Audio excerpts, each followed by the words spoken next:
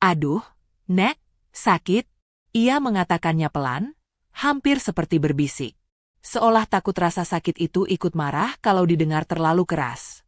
Ia tidak pernah melihat ibunya. Tapi setiap malam ia mendengar langkah ibunya menjauh. Anak itu lahir di rumah yang terlalu besar untuk jeritan sekecil itu. Semua ada di sekelilingnya. Namun tidak satu pun benar-benar tinggal. Kepalanya terus sakit. Ada suara di telinganya, menekan, berdengung. Seperti sesuatu yang terperangkap terlalu lama. Dan memohon dikeluarkan. Tapi setiap keluhannya hanya disebut rewel. Cerita ini bukan tentang keajaiban. Ini tentang seorang anak yang hampir hilang perlahan. Di tengah keluarga yang merasa sudah memberi segalanya. Sebelum ceritanya dimulai, tulis di komentar dari kota mana kamu menonton. Dan subscribe channel ini. Agar kisah seperti ini tidak ikut dibungkam. Anak yang lahir tanpa cahaya itu tidak menangis keras. Tangisnya kecil, terputus-putus. Seperti suara yang sudah lebih dulu lelah sebelum sempat melawan dunia. Di ruang bersalin yang dingin dan terlalu terang, dokter saling berpandangan lebih lama dari biasanya. Tidak ada teriakan panik, tidak ada kata buruk yang diucapkan keras-keras. Hanya jeda yang terlalu sunyi untuk sebuah kelahiran. Bayi itu digendong, dibersihkan, didekatkan ke wajah ibunya. Tapi matanya tidak mengikuti cahaya.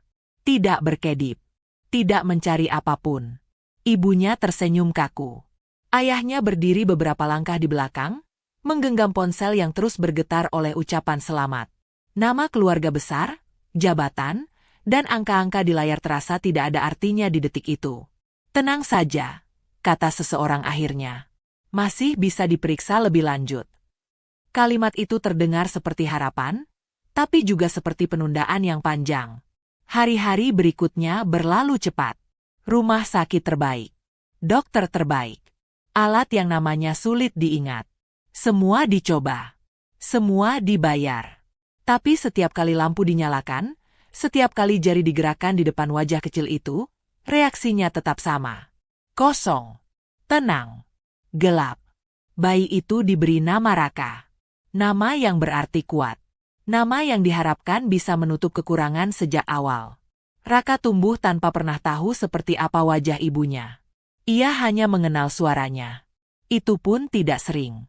Ibunya lebih sering bicara dengan nada pelan pada orang lain, atau lewat sambungan telepon. Ketika berbicara pada Raka, suaranya berbeda. Lebih singkat. Lebih cepat. Seperti takut terlalu lama berada di situ. Ayahnya jarang bicara sama sekali. Jika ada, hanya instruksi. Jadwal. Pertanyaan pada pengasuh. Raka mengenal ayahnya dari suara sepatu kulit yang keras, dari bau parfum yang datang dan pergi, dari pintu kamar yang jarang terbuka penuh. Raka belajar mengenali dunia lewat suara. Ia hafal jam dinding di lorong. Hafal langkah pelayan yang selalu sedikit pincang. Hafal suara mesin mobil ayahnya yang berbeda dari mobil lain. Tapi ada satu suara yang paling sering ia dengar, terutama saat malam, napasnya sendiri yang terasa berat. Sejak kecil, Raka sering mengeluh sakit kepala. Awalnya dianggap hal biasa. Anak kecil, kata mereka. Terlalu banyak berpikir, kata yang lain. Jika rasa sakit itu datang, Raka akan memegang kepalanya, memiringkan wajahnya, lalu berbisik lirih pada siapapun yang paling dekat. Aduh, sakit. Tidak ada yang benar-benar panik. Obat diberikan. Lampu diredupkan. Pintu ditutup. Di rumah besar itu, sakit sering dianggap bisa menunggu. Raka tidak pernah marah. Ia hanya diam lebih lama dari anak-anak lain. Duduk di sudut, mendengarkan suara televisi tanpa gambar. Mendengarkan tawa yang bukan untuknya. Kadang ia bicara sendiri, seperti sedang menjelaskan sesuatu pada seseorang yang tidak terlihat. Suatu sore, saat usianya belum genap 7 tahun, Raka duduk dekat jendela yang terbuka sedikit. Dari luar pagar, ada suara asing. Suara perempuan tua, serak tapi hangat, sedang berbicara pada seseorang. Pelan-pelan saja, "Nak, panas." Raka berhenti menggerakkan tangannya. Ia memiringkan kepala. Mendengarkan. Suara itu tidak tergesa. Tidak tinggi. Tidak memerintah. Hanya suara yang terdengar, tinggal. Raka menunggu. Entah kenapa, dadanya terasa lebih ringan. Untuk pertama kalinya hari itu, sakit di kepalanya mereda sedikit. Ia tidak tahu siapa perempuan itu. Ia tidak tahu bahwa pertemuan kecil lewat suara itu akan menggeser hidupnya pelan-pelan. Yang Raka tahu, di rumah sebesar ini, baru kali itu ia merasa tidak sendirian sepenuhnya. Dan perasaan itu membuat Raka menunggu sore berikutnya dengan cara yang tidak pernah ia lakukan sebelumnya. Ia duduk di dekat jendela sejak matahari belum turun. Tangannya meraba bingkai kayu yang mulai retak, menghitung napas, mendengarkan halaman rumah yang biasanya hanya diisi bunyi angin dan dedaunan kering. Setiap menit terasa panjang. Setiap suara kecil membuatnya menegakkan kepala, berharap itu suara yang sama. Ketika langkah itu akhirnya datang, Raka tidak langsung bicara. Ia menahan napas. Mendengarkan. Suara itu kembali terdengar. Serak, sedikit tertawa, berbicara pada seseorang di luar pagar tentang panas, tentang tanah yang keras, tentang hari yang panjang. Tidak ada satu kata pun yang ditujukan padanya, tapi entah kenapa Raka merasa disapa. Nek. Suara Raka keluar ragu, nyaris tak terdengar. Langkah di luar pagar berhenti. Ada jeda pendek, lalu suara itu mendekat. Iya, nak, jawab perempuan tua itu, lembut, seperti tidak terkejut sama sekali. Raka menelan ludah. Dadanya naik turun cepat. Kepalaku, sakit lagi. Tidak ada tanya berlebihan. Tidak ada nada kasihan.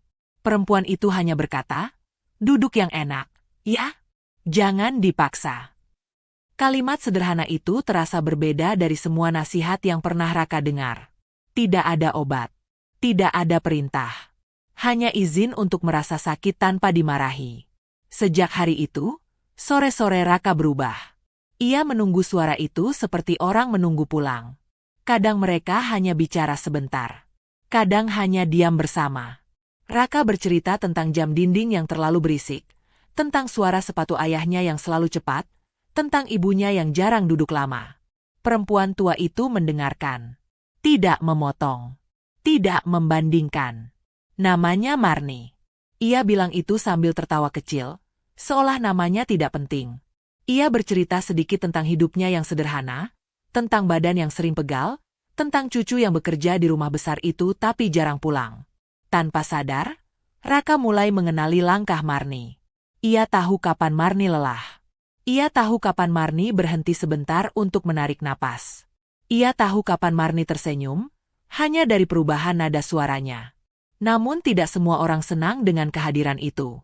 Suatu sore, pengasuh Raka berdiri di belakangnya lebih lama dari biasanya. Kamu bicara sama siapa? Tanyanya. Raka terdiam. Sama nenek di luar. Pengasuh itu mendesah. Jangan sering-sering. Tidak baik. Tidak ada penjelasan. Tidak ada alasan. Hanya larangan yang tiba-tiba. Hari-hari berikutnya, jendela Raka sering ditutup. Waktu duduknya dibatasi. Jadwalnya diatur lebih ketat. Sakit kepalanya datang lebih sering, lebih lama. Kadang ia menahan tangis sampai malam, menggigit bibir, memeluk bantal. Aduh, Nek. Nama itu keluar pelan, seperti doa. Suatu malam, saat sakit itu terasa lebih berat dari biasanya, Raka memukul sisi ranjangnya tanpa sengaja. Bunyi kayu membuat pengasuh datang tergesa. Lampu dinyalakan. Suara orang-orang memenuhi kamar. Tapi Raka tetap merasa sendirian. Di luar rumah besar itu, Marni berdiri lama di depan pagar yang tertutup. Ia tidak dipanggil lagi. Tidak disapa lagi. Ada sesuatu yang mengganjal di dadanya. Bukan karena ia tidak boleh masuk, tapi karena ia tahu, anak itu sedang menahan sesuatu sendirian. Marni pulang dengan langkah lebih lambat. Di pikirannya, terngiang suara kecil yang menahan sakit tanpa berani minta lebih. Dan tanpa ia sadari, di dalam rumah besar itu, Raka mulai belajar satu hal yang menyakitkan lebih awal dari usianya. Bahwa tidak semua orang yang mendengar diizinkan untuk tinggal. Dan pelajaran itu mulai terasa nyata keesokan paginya. Raka terbangun dengan kepala yang lebih berat dari biasanya. Suara berdengung itu datang lebih cepat, lebih dekat, seperti menempel di dalam telinganya. Ia memanggil pelan, bukan memanggil siapa-siapa secara khusus. Hanya suara kecil yang keluar karena rasa sakit sudah lebih dulu menekan dadanya. Pengasuh datang, membuka tirai tanpa bertanya. Cahaya pagi masuk, tapi tidak berarti apa-apa bagi Raka. Yang ia rasakan hanya perubahan suhu dan langkah yang terburu-buru. "Hari ini jangan ke jendela," kata pengasuh singkat. "Nanti sore ada tamu." Raka tidak bertanya siapa.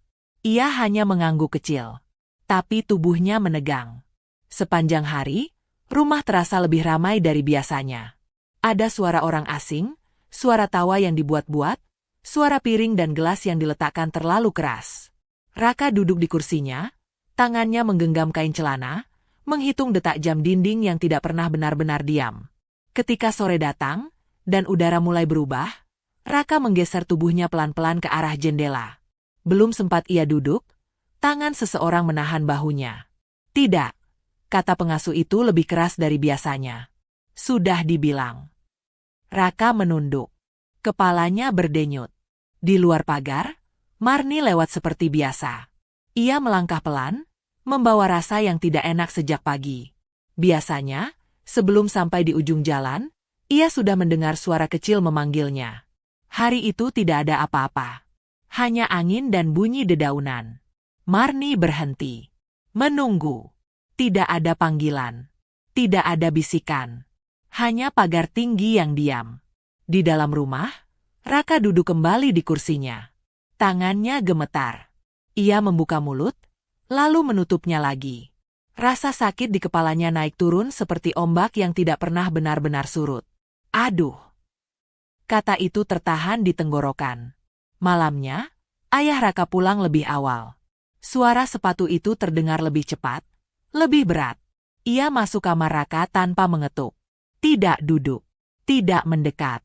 "Kamu jangan banyak dengar orang luar," katanya. "Tidak semua orang itu baik." Raka ingin bertanya.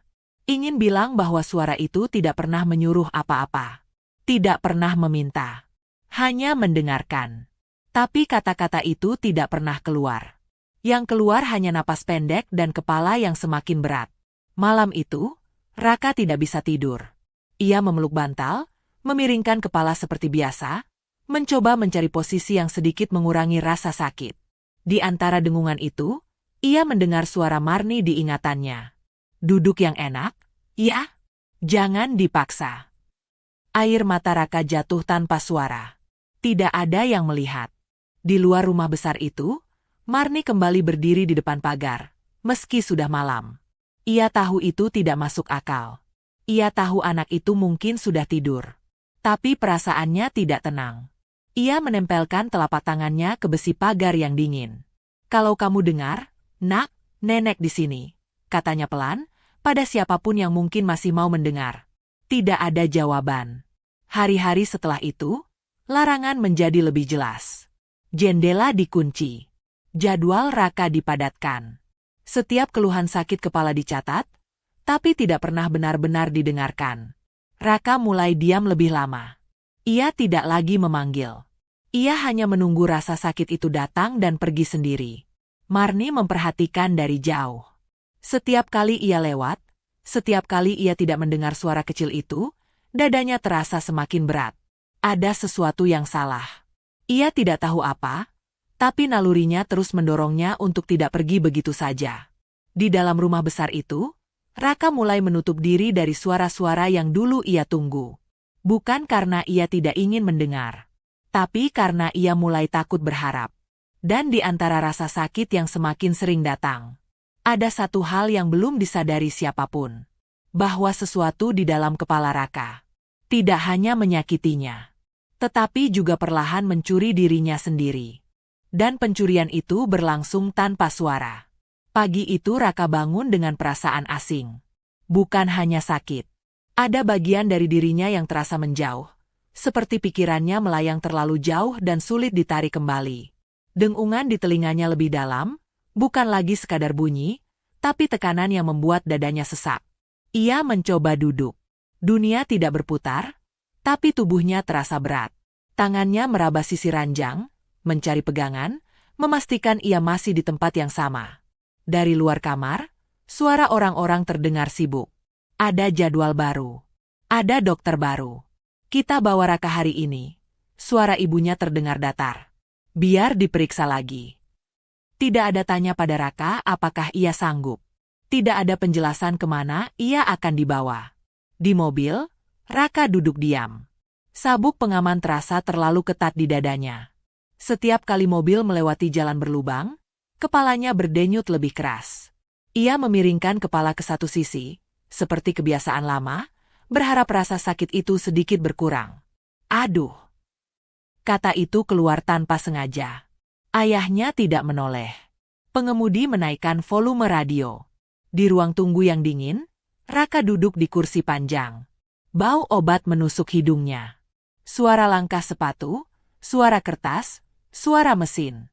Semuanya bercampur menjadi satu. Kepalanya terasa penuh, seolah telinganya bukan lagi tempat untuk mendengar, tapi tempat menyimpan terlalu banyak hal. Dokter datang dan pergi. Pertanyaan yang sama. Pemeriksaan yang sama. Masih sakit kepalanya? Masih sering mengeluh? Jawaban selalu datang dari orang dewasa lain, bukan dari Raka. Iya. Sering. Tidak ada yang bertanya bagaimana rasanya. Ketika mereka pulang sore itu, Raka lebih lelah dari biasanya. Ia tertidur lebih cepat, tapi tidurnya tidak tenang. Tubuhnya sering bergerak. Tangannya menekan telinga, keningnya berkerut. Beberapa kali ia terbangun dengan napas pendek. Malam itu, di sela-sela dengungan yang tak kunjung hilang, Raka bermimpi. Ia mendengar suara Marni, tapi jauh. Seperti dipanggil dari balik tembok tebal. Nek! Panggilan itu tenggelam sebelum sempat sampai. Keesokan harinya, sakit itu tidak berkurang. Justru datang lebih cepat.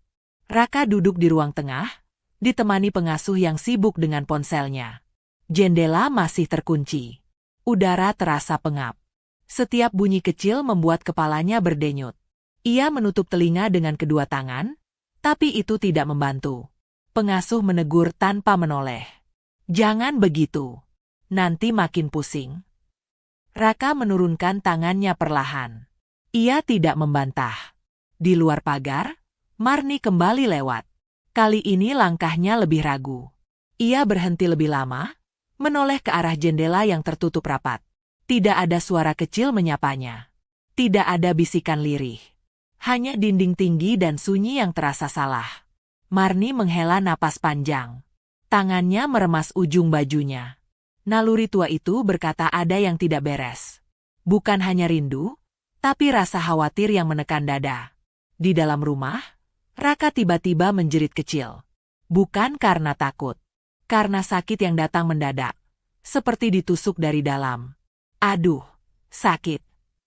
Suaranya pecah. Pengasuh berdiri panik.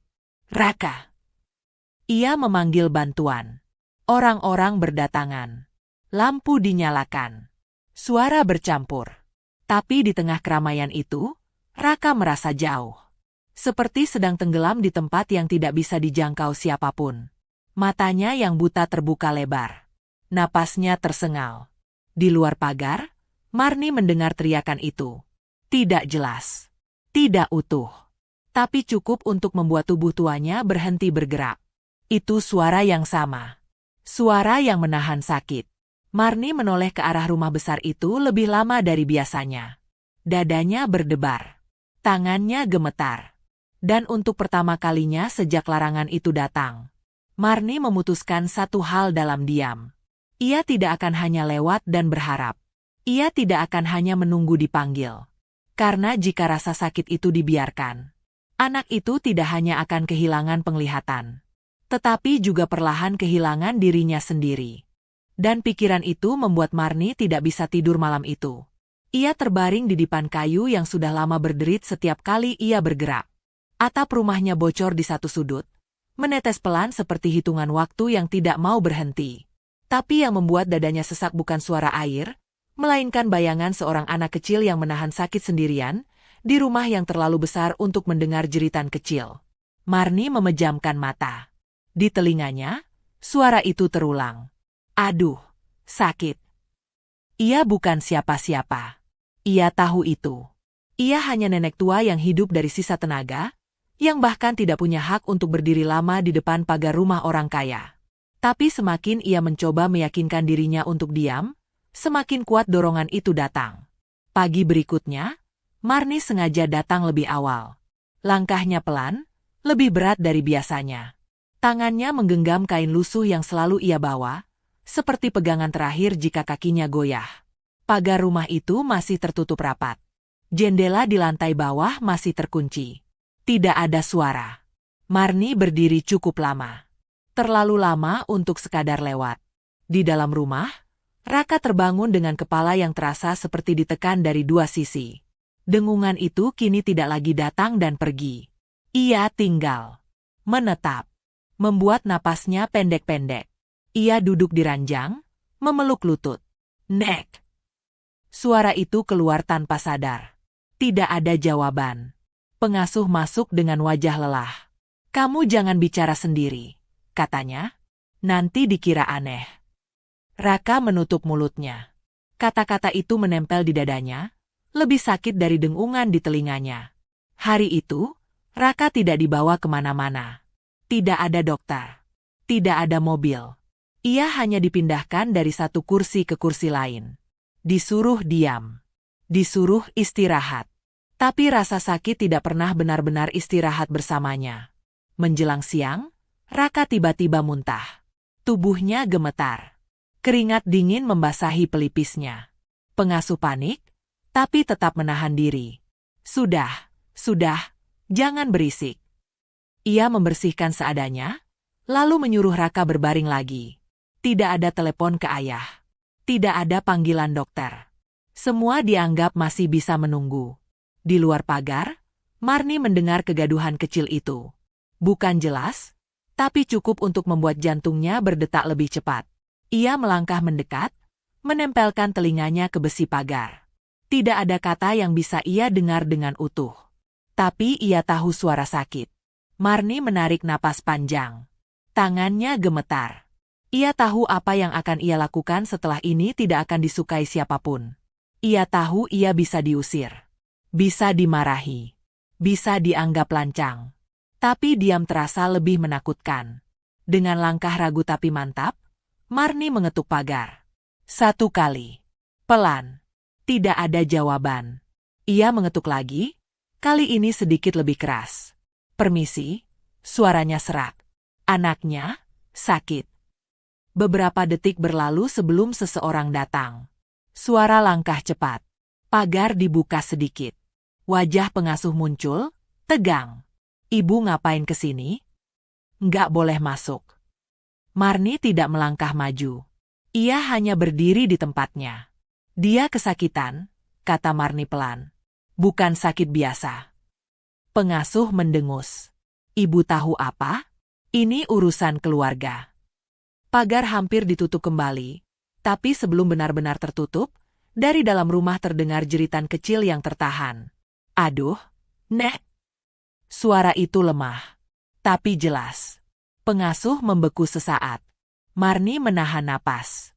Tidak ada yang berbicara selama beberapa detik yang terasa panjang. Di udara, ada sesuatu yang berubah. Ketegasan yang goyah. Keyakinan yang retak. Marni tidak meminta masuk. Ia tidak memaksa. Ia hanya berkata satu kalimat yang keluar dari tempat paling dalam di dadanya. Kalau dibiarkan, anak itu bisa hilang pelan-pelan. Kalimat itu menggantung di antara mereka, lebih berat dari pagar besi yang memisahkan. Dan di dalam rumah besar itu, Raka terbaring dengan mata terbuka. Tidak melihat apapun. Namun untuk pertama kalinya merasa seseorang sedang benar-benar berusaha mendekat. Dan kesadaran itu membuat napas Raka tersendat seperti menahan tangis yang tak berani keluar. Di balik pintu yang masih tertutup, langkah kaki terdengar ragu. Bukan langkah orang yang yakin sedang melakukan hal benar, melainkan langkah seseorang yang takut pada akibat, tapi lebih takut lagi pada penyesalan.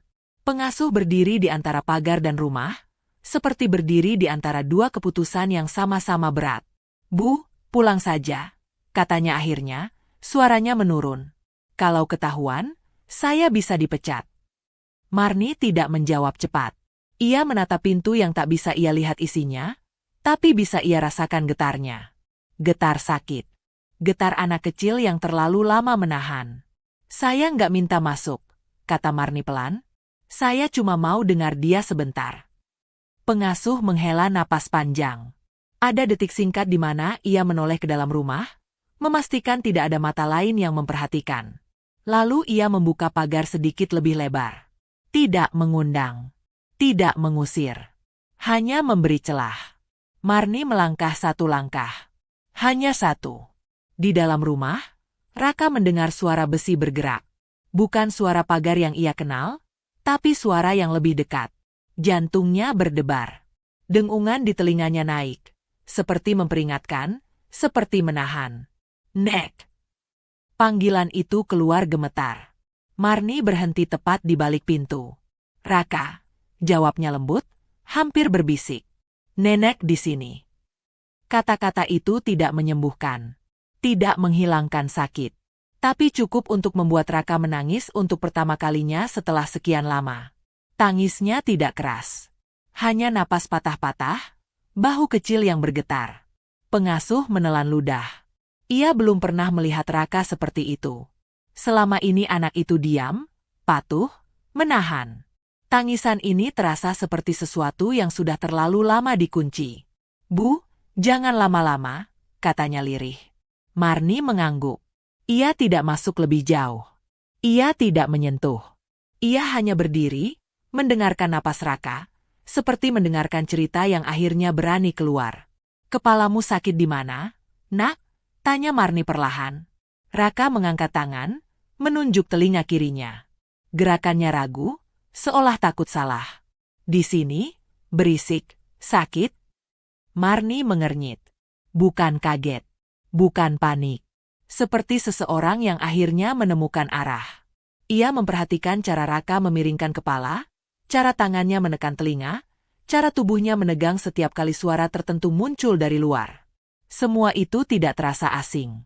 Terlalu sering ia melihat orang menahan sakit dengan cara yang sama, hanya saja bukan pada anak sekecil ini. Sejak kapan? Lama, jawab Raka pelan. Nggak pernah berhenti. Marni menarik napas dalam-dalam. Tangannya gemetar, bukan karena takut, tapi karena menahan diri. Ia tidak melakukan apapun hari itu. Belum. Pengasuh menutup pintu kembali. Pagar dikunci seperti semula. Marni melangkah pergi tanpa menoleh. Tapi langkahnya kini membawa beban yang berbeda.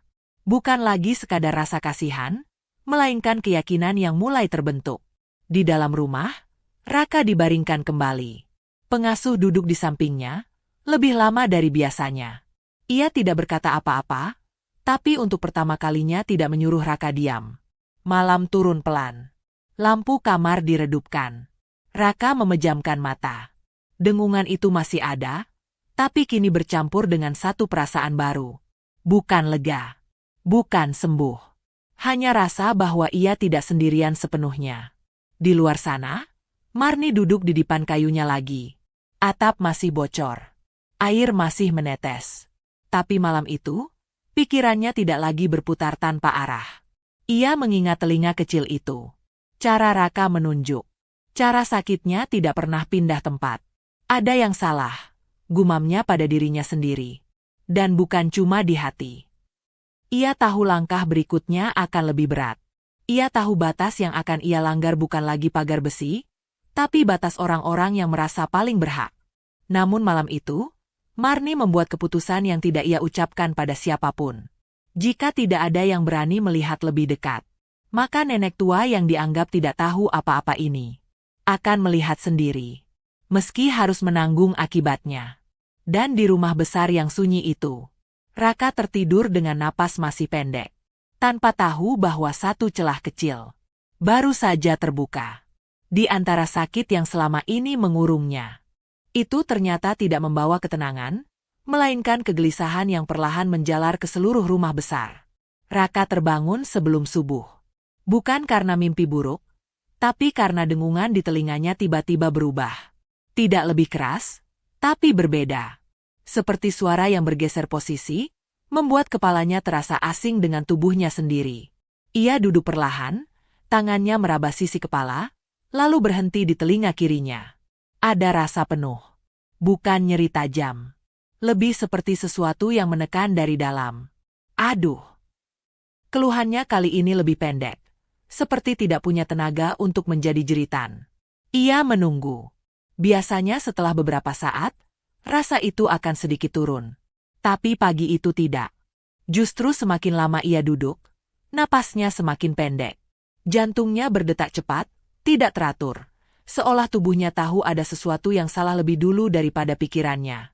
Pengasuh masuk ketika matahari belum sepenuhnya naik. Ia terkejut melihat Raka sudah duduk. "Kamu kenapa bangun?" Pertanyaannya terdengar datar, tapi matanya mengamati lebih lama. Raka tidak langsung menjawab. "Telinganya penuh," katanya akhirnya. Pengasuh mendekat, lalu berhenti. Ia tidak menyentuh, tidak memeriksa. "Nanti juga hilang," katanya cepat. "Kamu baring lagi." Raka menurut. Ia selalu menurut. Namun hari itu terasa berbeda. Setiap suara menjadi terlalu dekat. Bunyi sendok, langkah kaki, pintu yang ditutup, semuanya terasa seperti memukul dari dalam. Beberapa kali Raka menutup telinganya, tapi itu hanya membuat kepalanya semakin berat. Di ruang makan, ayahnya duduk membaca sesuatu di tablet. Raka duduk beberapa kursi darinya, mencoba menelan makanan yang terasa hambar. "Ayah." Suara Raka hampir tidak terdengar. Ayahnya tidak menoleh. "Kenapa?"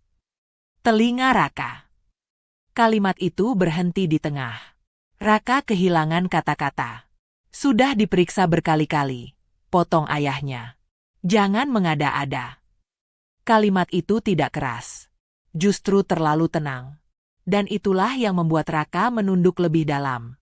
Di luar pagar, Marni kembali lewat pagi itu. Langkahnya lebih cepat dari biasanya, meski lututnya terasa nyeri. Ia tidak berniat berhenti lama. Hanya ingin memastikan. Hanya ingin mendengar. Tidak ada suara kecil menyapanya. Tidak ada bisikan. Marni berhenti lagi. Celah kecil yang kemarin terasa seperti harapan kini berubah menjadi kecemasan. Ia menajamkan pendengaran. Dari dalam rumah, terdengar suara anak kecil menangis pelan, tertahan. Bukan jeritan. Lebih seperti napas yang patah-patah. Marni menutup mata sesaat. Dadanya mengencang.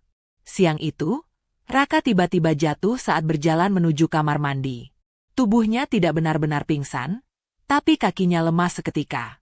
Pengasuh berteriak memanggil bantuan. Raka terbaring di lantai dingin, tangannya mencengkeram telinganya erat-erat. Berisik, sakit. Kata-kata itu keluar berulang, semakin tidak jelas. Ibunya datang dengan wajah tegang. "Kenapa lagi ini?" Tidak ada yang bisa menjawab dengan pasti. Semua hanya bergerak cepat, tapi tanpa arah. Raka diangkat keranjang. Kompres ditempelkan. Obat diberikan. Tapi rasa penuh itu tidak pergi. Justru makin menekan, seperti ingin memecah dari dalam. Di luar, Marni sudah tidak berjalan lagi. Ia berdiri menatap rumah itu lama sekali. Celah kecil yang terbuka semalam kini terasa seperti peringatan. Bahwa waktu tidak sedang berpihak. Marni tahu, jika ia menunggu lebih lama, anak itu mungkin tidak akan sempat menjelaskan sakitnya lagi. Ia tahu tubuh kecil itu sudah terlalu sering disuruh diam, terlalu sering disuruh sabar. Tangannya mengepal. Napasnya berat. "Aku harus lihat sendiri," gumamnya. "Bukan besok." Dan di dalam rumah besar itu, Raka terbaring dengan mata terbuka. Tidak melihat apapun. Namun merasakan sesuatu yang semakin mendesak. Seolah tubuhnya sedang memberi tanda terakhir. Sebelum semuanya menjadi terlambat. Dan keyakinan itulah yang membuat Marni melangkah lebih cepat daripada rasa takutnya sendiri. Pagi itu ia tidak menunggu sore. Ia tidak menunggu suara dipanggil. Ia datang ketika matahari masih rendah, ketika rumah besar itu baru saja bernapas setelah malam panjang yang penuh gelisah. Langkah Marni terdengar kecil di jalan depan pagar, tapi dadanya berdebar keras. Tangannya dingin. Bukan karena udara, melainkan karena keputusan yang akhirnya diambil tanpa izin siapapun. Ia berdiri tepat di depan pagar, tidak lagi ragu untuk menatap ke arah pintu utama. Di dalam rumah, Raka terbangun dengan rasa penuh yang makin berat. Kali ini bukan hanya di telinga. Kepalanya terasa seperti ditekan dari segala arah. Ia menggerakkan bibir, tapi suaranya tidak langsung keluar. Ada jeda aneh antara niat dan bunyi, seolah tubuhnya lambat merespons. Pengasuh masuk dengan wajah tegang. "Kamu jangan bangun dulu," katanya cepat. "Tunggu ayah kamu." Raka memegang telinga kirinya lagi. "Nek." Nama itu keluar tanpa sadar. Pengasuh terdiam. Untuk pertama kalinya, ia tidak langsung menegur. Di luar, Marni mengangkat tangannya dan mengetuk pagar lebih keras dari sebelumnya. Tidak kasar, tapi tegas. Bunyi besi bergetar memantul ke halaman. "Permisi," katanya. "Saya mau lihat anak itu sebentar saja." Tidak ada jawaban langsung. Beberapa detik berlalu. Terlalu lama. Marni hampir berbalik ketika akhirnya pintu terbuka. Bukan pengasuh. Seorang pria berdiri di sana, tubuhnya tegap, suaranya datar. "Ibu siapa?" tanyanya singkat. Marni menelan ludah. "Saya yang sering lewat." "Anak itu sakit." Pria itu mengernyit. "Kami sudah punya dokter." Marni mengangguk pelan. "Saya tahu. Tapi ini bukan sakit yang bisa ditunggu." Kalimat itu membuat suasana berubah. Bukan karena keras, tapi karena tidak mundur. Di dalam kamar, Raka tiba-tiba meringis kuat. Tubuhnya menegang. Tangannya mencengkeram spray. Dengungan itu berubah menjadi tekanan tajam, membuat napasnya tersendat. "Aduh, Nek, sakit." Suaranya pecah. Pengasuh berlari keluar kamar. "Pak, anaknya kesakitan lagi." Pria itu menoleh cepat ke arah suara itu, lalu kembali menatap Marni. Ada detik singkat di mana logika bertarung dengan naluri. Ia membuka pagar lebih lebar, setengah langkah. "Cepat," katanya pendek. Habis itu ibu keluar. Marni tidak mengangguk berlebihan.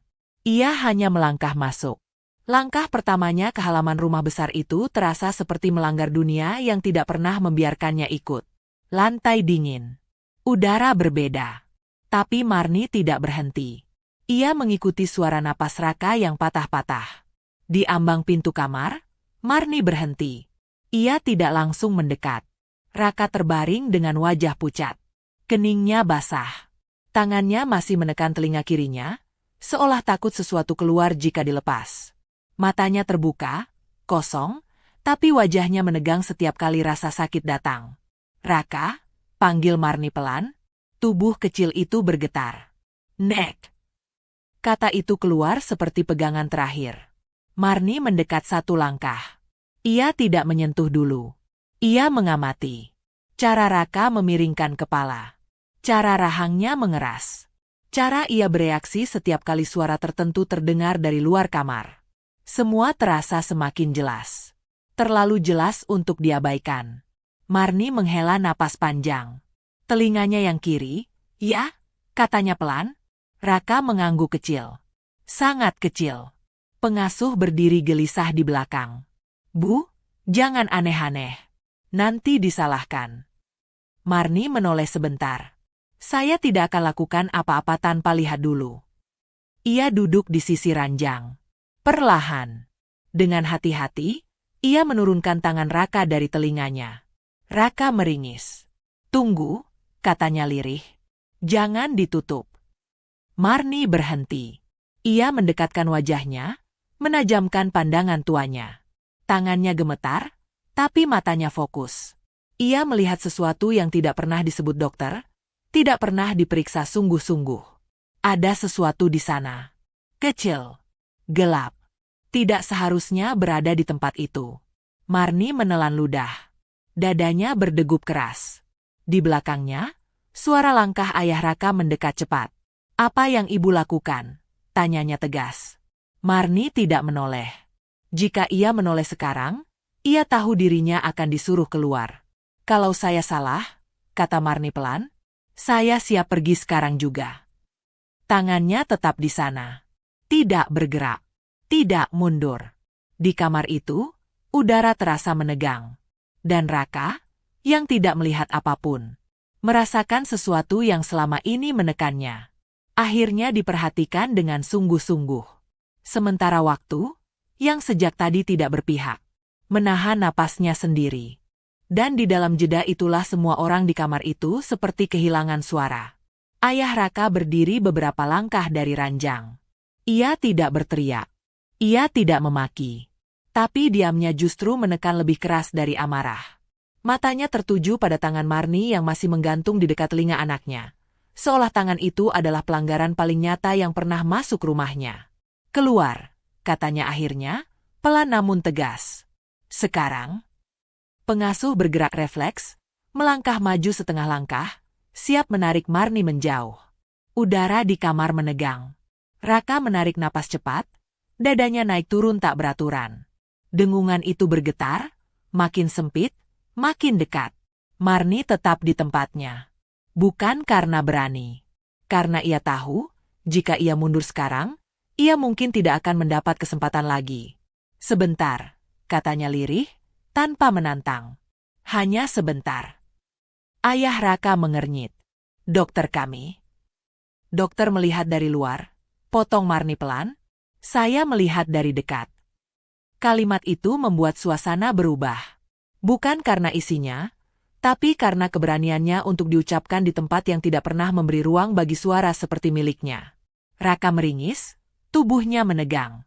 Ayah, berisik, katanya terputus. Telinga Raka. Ayahnya menoleh cepat ke arah suara itu. Untuk sesaat, wajahnya goyah. Ia belum pernah mendengar Raka mengeluh dengan kata-kata sejelas itu. Biasanya hanya tangis, atau diam panjang. Kali ini, ada permohonan yang tak bisa disangkal. Panggil dokter, katanya singkat. Pengasuh bergegas keluar. Suara langkahnya menjauh di lorong. Pintu kamar dibiarkan setengah terbuka. Waktu kembali terasa menggantung. Marni menarik napas perlahan. Ia menurunkan tangannya sedikit, memberi Raka ruang bernapas. Dengarkan nenek, bisiknya.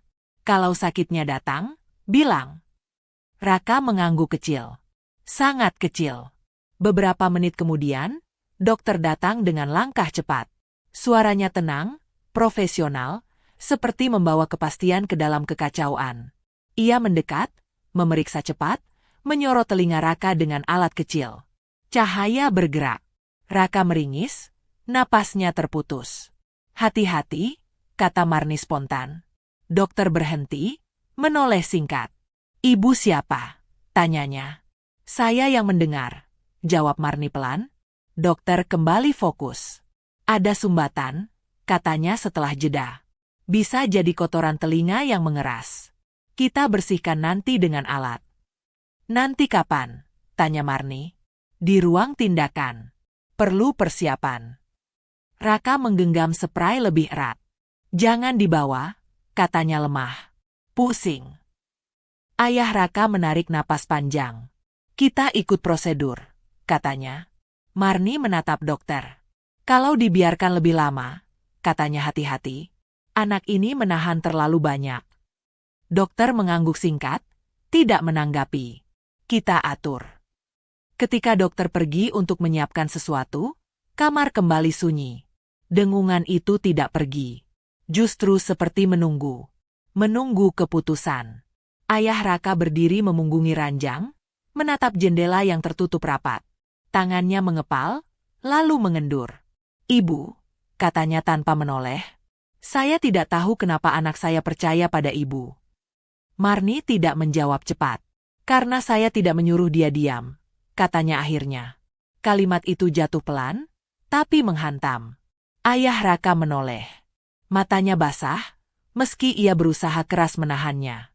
Kami memberi segalanya, katanya. Semua. Marni mengangguk.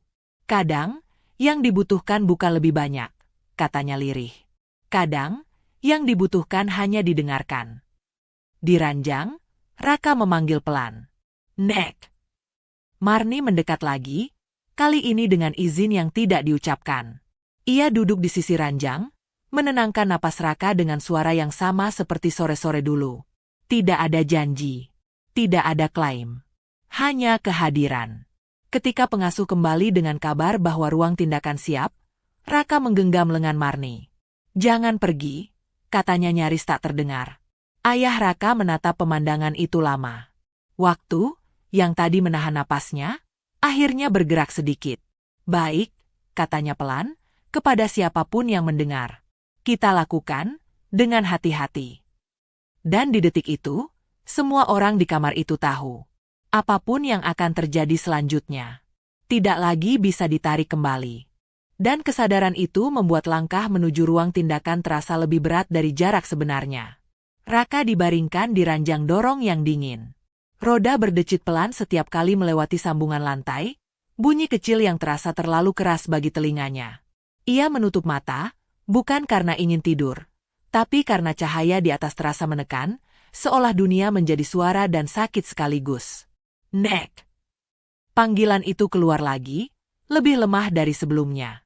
Marni berjalan di sisi ranjang. Ia tidak menyentuh Raka kecuali ketika roda tersendat dan tubuh kecil itu tersentak. Setiap kali itu terjadi, Marni menahan ranjang, menenangkan dengan suara yang sama, ritme yang sama, seperti menahan ombak agar tidak masuk terlalu jauh. Ayah Raka berjalan di belakang, beberapa langkah tertinggal. Wajahnya tegang, rahangnya mengeras. Ia ingin terlihat yakin, ingin terlihat memegang kendali, tapi langkahnya sering melambat, seolah berharap seseorang menghentikan semua ini sebelum pintu terakhir tertutup. Ruang tindakan itu putih dan terlalu terang. Bau antiseptik menusuk. Suara alat disusun, logam bertemu logam, dan dengungan di telinga Raka merespons dengan cara yang membuat dadanya sesak. "Tenang ya," kata dokter, nada profesional. "Kita tidak lama." Raka mengangguk kecil, meski ia tidak yakin apa arti sebentar bagi rasa sakit yang sudah lama tinggal. Tangannya meremas kain ranjang. Napasnya pendek-pendek. Marni berdiri di dekat kepala Raka. "Kalau sakitnya datang, bilang," katanya lagi. "Tidak apa-apa." Ayah Raka melangkah mendekat. Untuk pertama kalinya, ia menyentuh lengan anaknya sendiri lebih lama dari 1 detik. Sentuhan itu kaku, seperti orang yang lupa caranya, tapi Raka tetap merasakannya. "Ayah di sini," katanya pelan. Dokter menyalakan alat kecil. Cahaya diarahkan. Raka meringis. Dengungan itu seperti menolak disentuh. Bergetar lebih keras, membuatnya ingin menarik kepala menjauh. "Hati-hati," suara Marni keluar lagi, refleks. Bukan memerintah. Memohon. Dokter mengangguk singkat. Ia bergerak lebih perlahan. "Kita lihat dulu," katanya. Detik-detik berikutnya terasa panjang. Terlalu panjang. Raka menggigit bibirnya, menahan suara. Keringat dingin muncul di pelipisnya. Tangannya mencari sesuatu, apa saja. Marni meraih tangannya, menggenggam pelan, cukup untuk memberitahu bahwa ia tidak sendiri. "Aduh." Keluhan itu pecah, pendek dan tajam. Dokter berhenti. "Sebentar," katanya. Ia mengatur ulang posisi cahaya. Menajamkan pandangan. Lalu ia terdiam lebih lama dari sebelumnya. Tidak berbicara. Tidak bergerak.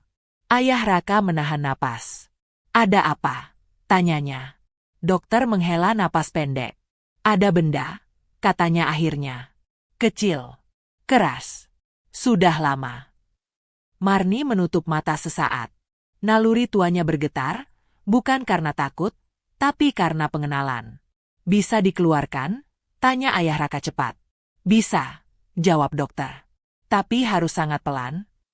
Raka mendengar kata bisa, tapi yang ia rasakan hanyalah tekanan yang makin dekat. Ia mencengkeram tangan Marni lebih kuat. "Nek, jangan pergi," katanya lagi, suaranya hampir hilang. Marni menunduk mendekat. "Nenek di sini," bisiknya. Tarik napas pelan-pelan. Dokter mulai bekerja. Gerakannya kecil, presisi. Setiap sentuhan membuat Raka tersentak.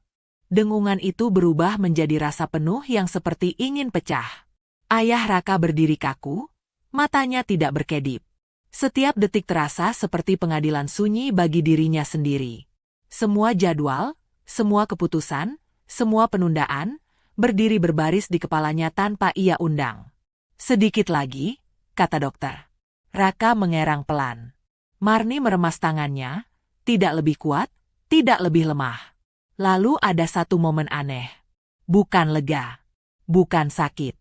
Seperti sesuatu yang bergeser. Raka terdiam. Napasnya tertahan. Dengungan itu berubah. Tidak hilang, tapi menjauh. Seperti suara yang akhirnya pindah kamar. Dokter berhenti. Ia menarik alatnya perlahan. Di ujungnya, ada sesuatu yang sangat kecil. Gelap. Keras. Ayah Raka memandangnya tanpa berkata apa-apa. Marni membuka mata, dadanya naik turun. Raka masih terbaring, matanya tertutup. Ia tidak langsung bicara. Beberapa detik berlalu. Terlalu sunyi. Ayah. Suara Raka keluar, pelan tapi utuh. Berisiknya, pindah. Tidak ada sorak. Tidak ada pelukan besar. Hanya keheningan yang jatuh berat. Dan satu kesadaran pelan yang menyusup ke semua orang di ruangan itu. Bahwa sakit yang lama dianggap biasa. Ternyata menyimpan sesuatu. Yang selama ini tidak pernah benar-benar dicari. Dan kesadaran itu jatuh pelan tapi menghantam paling dalam. Benda kecil itu diletakkan di atas kain putih. Tidak ada yang berani menyentuhnya lagi. Tidak ada yang ingin memberi nama. Ayah Raka menatapnya lama, seolah benda itu bisa menjawab semua pertanyaan yang selama ini ia hindari. Ia ingin marah, tapi tidak tahu pada siapa. Ingin menyalahkan, tapi semua arah kembali kepadanya sendiri. Setiap keputusan menunda, setiap kali berkata nanti, berdiri seperti bayangan di dinding ruang itu. Dokter membersihkan tangannya. Kita observasi, katanya profesional. Efeknya tidak instan. Anak ini sudah menahan lama. Kalimat itu tidak terdengar seperti peringatan medis. Lebih seperti pengakuan. Raka masih terbaring. Matanya tertutup. Napasnya naik turun pelan. Dengungan itu belum hilang sepenuhnya, tapi tidak lagi menekan seperti tadi. Ada ruang kecil di kepalanya yang terasa kosong, asing, seperti kamar yang lama terkunci lalu tiba-tiba dibuka. Nek! Panggilan itu keluar lagi, lebih tenang. Marni mendekat. Iya, nak? Raka mengerutkan kening, bukan karena sakit, tapi karena mencoba memahami sesuatu yang baru. Sunyi, katanya bingung. Berisiknya, jauh. Marni menahan napas. Ia tidak tersenyum. Ia tidak berkata apa-apa. Ia tahu, ini belum apa-apa. Terlalu cepat untuk berharap. Ayah Raka akhirnya mendekat keranjang. Ia berdiri di sana tanpa tahu harus berbuat apa. Tangannya terangkat, lalu turun lagi. Ia terlihat seperti orang asing di hadapan anaknya sendiri. Raka, katanya pelan. Ayah. Untuk pertama kalinya, ia menyebut nama itu tanpa nada perintah. Raka menoleh sedikit ke arah suara itu. Ayah di mana? Tanyanya. Ayah Raka menelan ludah. Di sini. Ia duduk. Di tepi ranjang. Bukan berdiri. Bukan tergesa. Itu hal kecil. Tapi Marni melihatnya. Raka mengangguk pelan, seolah menandai suara itu di kepalanya. Langkah ayah, berat, katanya jujur. Sekarang, lebih jelas. Kalimat itu membuat ayah Raka memejamkan mata sesaat. Bukan karena sakit. Karena malu. Di lorong luar, pengasuh berdiri diam, tidak lagi memegang ponsel. Tangannya saling menggenggam. Wajahnya pucat. Ia mendengar setiap kata, dan untuk pertama kalinya, ia sadar bahwa diamnya selama ini bukan bentuk netral, tapi pilihan. Dokter kembali mendekat. Kita pindahkan ke ruang pemulihan, katanya. Raka diangkat perlahan. Ranjang didorong keluar dari ruang tindakan. Lampu-lampu di atas kembali lewat satu persatu. Kali ini Raka tidak meringis. Ia menutup mata bukan karena tertekan, tapi karena lelah. Marni berjalan di sisi ranjang lagi. Seperti tadi. Seperti selalu. Ayah Raka mengikutinya, lebih dekat dari sebelumnya. Di ruang pemulihan, suara mesin lebih lembut. Cahaya lebih redup. Raka diletakkan dengan hati-hati. Selimut ditarik sampai dadanya. Untuk pertama kalinya, tidak ada yang menyuruhnya diam. Nek, kata Raka pelan. Kalau aku tidur, nenek masih ada. Marni mengangguk. Nenek di sini. Raka tersenyum kecil. Sangat kecil. Lalu tertidur. Ayah Raka duduk di kursi seberang ranjang. Lama. Tanpa bicara. Matanya berpindah dari wajah anaknya ke Marni, lalu ke lantai. Ia ingin bertanya banyak hal, tapi tidak satu pun terasa pantas untuk diucapkan. Akhirnya, ia berkata satu kalimat. Ibu, kenapa peduli? Marni tidak langsung menjawab. Karena tidak ada yang boleh menahan sakit sendirian, katanya pelan. Apalagi anak kecil. Kalimat itu tidak menuduh, tapi menelanjangi. Ayah Raka menunduk. Di dadanya, ada sesuatu yang retak. Bukan hancur, tapi cukup untuk membuat udara masuk. Di ranjang, Raka bernapas lebih dalam dari biasanya. Dengungan itu masih ada, tapi tidak lagi menguasai. Ia belum sembuh. Belum berubah. Tapi untuk pertama kalinya, tubuhnya tidak sedang melawan sendirian. Dan di ruangan itu, tanpa ada yang mengucapkan janji apapun, semua orang tahu satu hal. Apa yang telah dikeluarkan dari telinga Raka. Bukan hanya benda kecil yang keras, melainkan juga kebiasaan lama. Untuk tidak benar-benar mendengar. Kebiasaan lama itu tidak runtuh seketika, melainkan meninggalkan gema yang masih harus dihadapi satu persatu. Raka terbangun menjelang malam. Bukan karena sakit, bukan pula karena mimpi buruk. Ia terbangun oleh sunyi yang asing. Sunyi yang tidak menusuk, tidak menekan, tidak membuatnya meringis. Sunyi yang seperti ruang kosong, menunggu diisi. Ia menggerakkan kepala pelan. Tidak ada ledakan rasa sakit. Tidak ada dengungan yang langsung menyerbu. Hanya detak jantungnya sendiri. Pelan. Teratur. Nek. Panggilan itu keluar refleks. Marni yang duduk di kursi samping ranjang segera mendekat. Iya, nak? Raka membuka matanya. Tetap gelap. Tetap tanpa cahaya. Tapi wajahnya tidak lagi tegang seperti biasanya. Suara nenek. Dekat. Katanya heran. Biasanya jauh. Marni menelan napas. Karena nenek memang di sini, jawabnya lembut. Di sudut ruangan, ayah Raka masih duduk di kursi yang sama sejak sore. Ia tidak tidur. Ia tidak membuka ponsel. Ia hanya memandangi anaknya seperti seseorang yang baru menyadari bahwa selama ini, ia melihat tanpa benar-benar memandang. Raka mengangkat sedikit kepalanya. Ayah masih di situ? Iya, jawab ayahnya cepat. Saya di sini. Raka diam sebentar. Sekarang, suara ayah nggak nabrak, katanya jujur, tanpa tahu kata yang lebih tepat. Ayah Raka tersenyum tipis. Tapi senyum itu cepat runtuh. Kata-kata polos itu terasa seperti cermin yang tidak bisa ia hindari. Selama ini, kehadirannya memang selalu datang seperti benturan. Singkat, keras, tidak memberi ruang. Dokter masuk untuk pemeriksaan malam. Gerakannya tenang, suaranya rendah. Ia berbicara tentang observasi, tentang pemulihan bertahap, tentang kemungkinan efek yang muncul perlahan.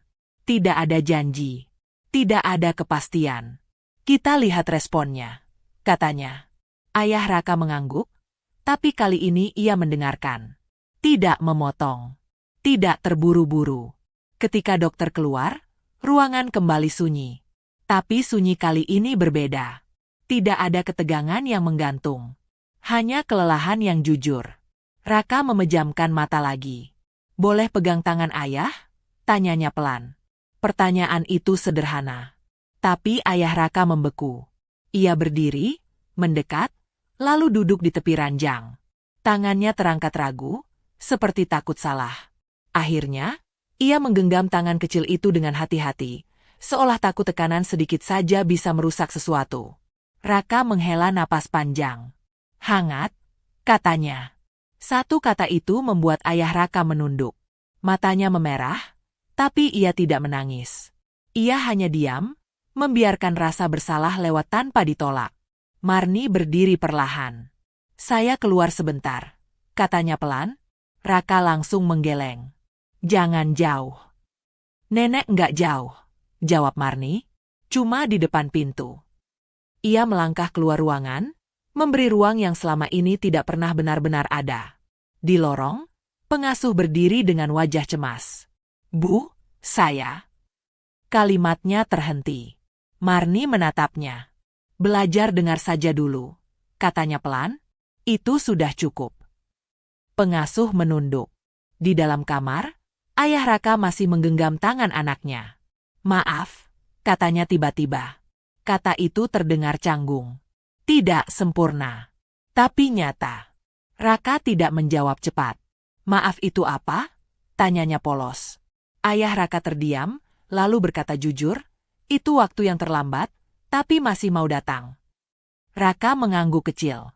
Oh, katanya. Lalu tertidur lagi. Malam semakin larut. Mesin berdengung pelan. Lampu meredup.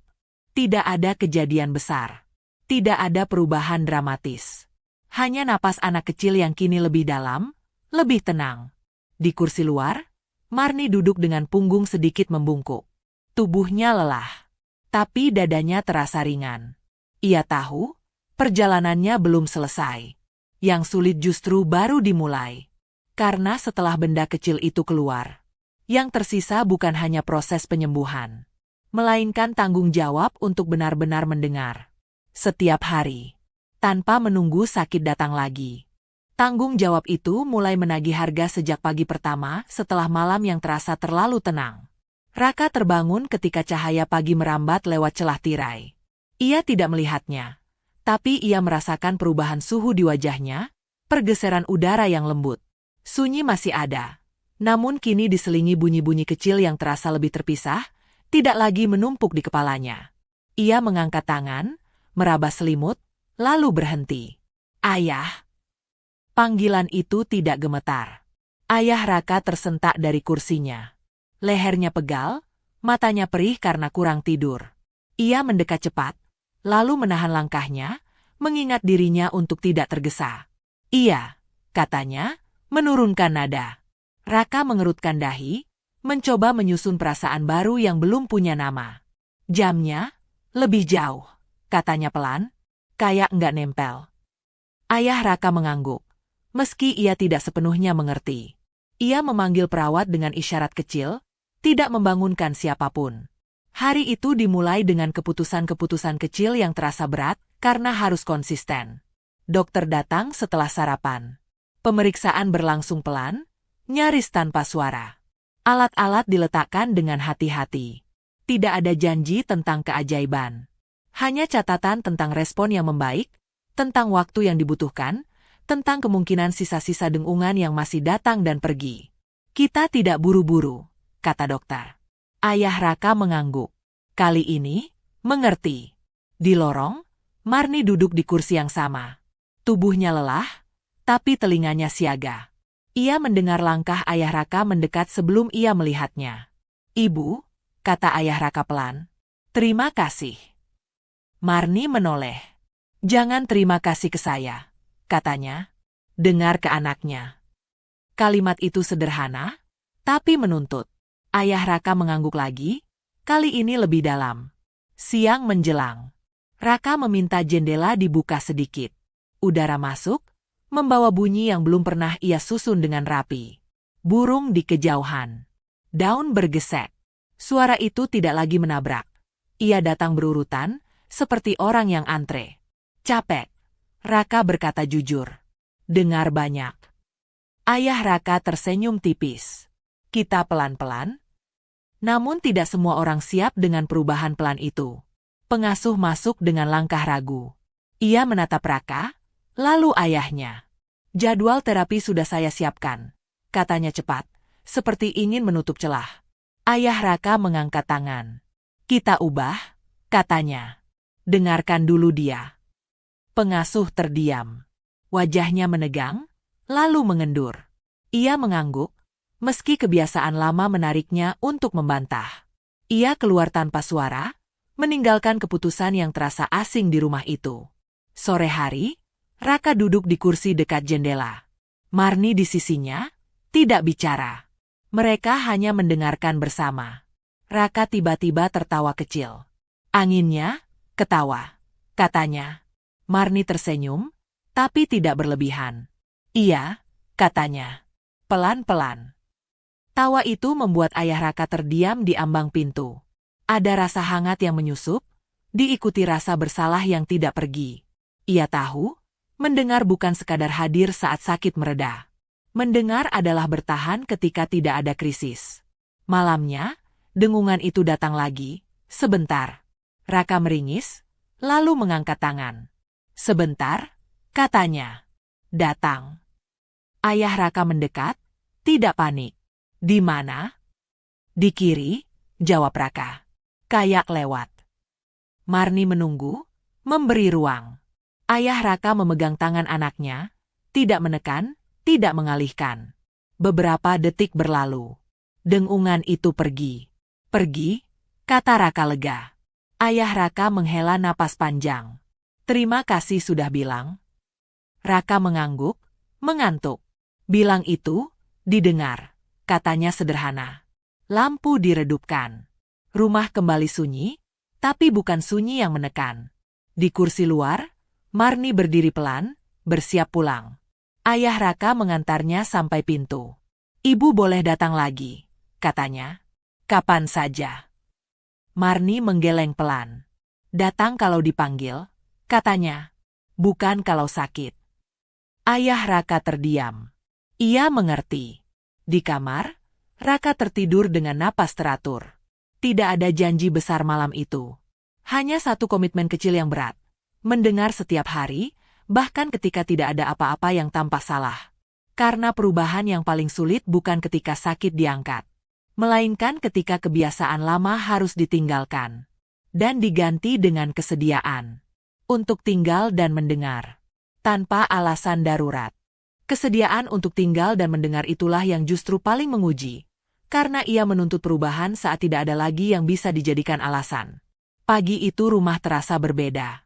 Bukan karena lebih ramai, tapi karena ritmenya melambat. Tidak ada langkah tergesa di lorong. Tidak ada pintu yang ditutup terlalu keras. Ayah Raka bangun lebih awal, bukan untuk bekerja, melainkan untuk menunggu. Raka terbangun dengan napas yang lebih panjang. Dengungan itu tidak datang saat ia membuka mata. Ia berbaring sebentar, meraba sisi bantal, lalu tersenyum kecil. Tenang, katanya pada dirinya sendiri, seolah mengabari sesuatu yang lama tidak ia rasakan. Ayah Raka masuk tanpa mengetuk. Ia berhenti di ambang pintu, menahan kebiasaan lamanya untuk langsung memberi instruksi. Selamat pagi, katanya pelan. Raka mengangguk. Pagi, jawabnya. Nada itu tidak ragu. Mereka sarapan bersama. Sunyi ada di antara mereka, tapi bukan sunyi yang canggung. Raka memakan makanannya perlahan. Ia berhenti beberapa kali, mendengarkan, lalu melanjutkan. Sendoknya, beda, katanya. Lebih pelan. Ayah Raka menurunkan geraknya. Begini? Iya. Perubahan itu kecil, tapi menguras. Siang hari, kerabat datang. Suara-suara asing memenuhi ruang tamu. Pertanyaan datang bertubi-tubi, saran berhamburan, simpati diselipkan di antara nada ingin tahu. Ayah Raka berdiri di depan mereka, menjawab singkat, menjaga jarak. Ketika satu suara meninggi, Raka menutup telinga sebentar. Ayah Raka mengangkat tangan. Pelan, katanya tegas. Kami butuh pelan. Ruangan terdiam. Beberapa orang tersinggung. Beberapa mengerti. Raka menarik napas lega. Terima kasih, katanya pelan. Sore hari, Marni datang. Tidak dipanggil dengan panik. Tidak dibutuhkan sebagai penolong darurat. Ia datang seperti biasa, dengan langkah pelan, dengan kursi yang sama di dekat jendela. Raka duduk di sampingnya. Nek, katanya. Hari ini capek, tapi enak. Marni mengangguk. Capek yang jujur. Katanya, itu tidak apa-apa. Ayah Raka mengamati dari jauh. Ada dorongan untuk ikut, untuk bicara, untuk menjelaskan. Tapi ia menahan diri. Ia belajar bahwa mendengar juga berarti tidak selalu hadir di tengah. Malam turun. Dengungan itu datang sebentar, lalu pergi. Raka menyebutkannya, seperti menyebut cuaca. Tidak panik. Tidak menahan. Ayah Raka mengangguk, mencatat tanpa buku. Kalau datang lagi, bilang, katanya. Raka mengangguk. Didengar, jawabnya. Di kamar kerja, ayah Raka membuka laci lama. Berkas-berkas menumpuk. Jadwal yang tidak pernah longgar. Ia menatap semuanya lama, lalu menutup laci itu. Ia mengambil ponsel, menunda satu pertemuan, lalu menunda yang lain. Ada rasa takut yang datang bersamaan dengan lega. Terlambat, pikirnya. Tapi masih ada hari. Malam itu, ia duduk di sisi ranjang Raka lebih lama dari biasanya. Kalau ayah salah, katanya pelan, ayah mau belajar. Raka terdiam, lalu mengangguk kecil. Pelan, katanya. Kayak sendok. Ayah Raka tersenyum, matanya basah. Di kursi luar, Marni bersiap pulang. Ayah Raka mengantarnya sampai pintu. Ibu, katanya, suaranya rendah. Kami hampir kehilangan. Marni mengangguk. Hampir itu masih bisa diselamatkan, katanya. Asal diingat. Ketika pintu tertutup, rumah kembali sunyi. Raka tertidur dengan napas teratur. Dengungan tidak datang malam itu. Ayah Raka duduk lama di kursinya, menatap pintu kamar anaknya. Ia tahu, penyesalan tidak mengubah masa lalu. Tapi kesediaan untuk tinggal, tanpa krisis. Itulah yang menentukan apakah hari esok akan benar-benar berbeda. Atau hanya mengulang kesalahan dengan wajah baru.